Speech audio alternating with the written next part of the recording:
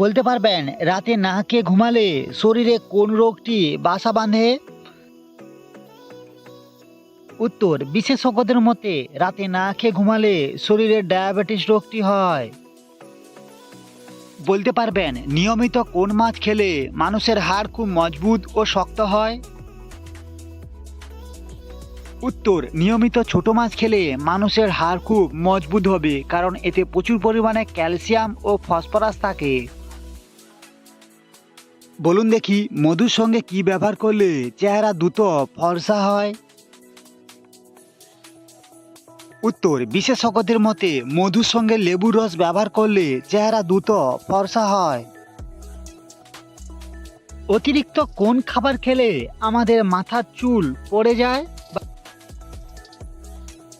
উত্তর, পরীক্ষা করে দেখা গেছে যে অতিরিক্ত মিষ্টিযুক্ত খাবার খেলে মাথা চুল পড়ে যায় বা উঠে যাবে।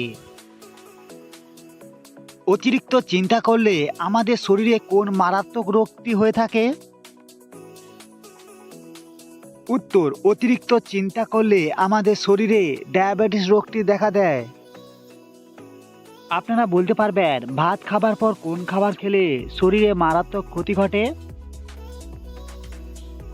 উত্তর, বিশেষজ্ঞদের মতে ভাত খাবার পর কোল্ড ড্রিঙ্কস খেলে মানুষের শরীরে মারাত্মক ক্ষতি ঘটবে। বলুন দেখি, মাংস খেলে আমাদের শরীরে কোন মারাত্মক রোগটি হয়?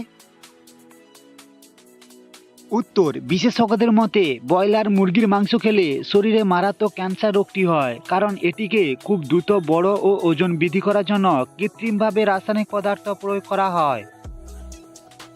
কোন পাতার রস খেলে আমাদের শরীরে ব্লাড সুগার নিয়ন্ত্রণে থাকে?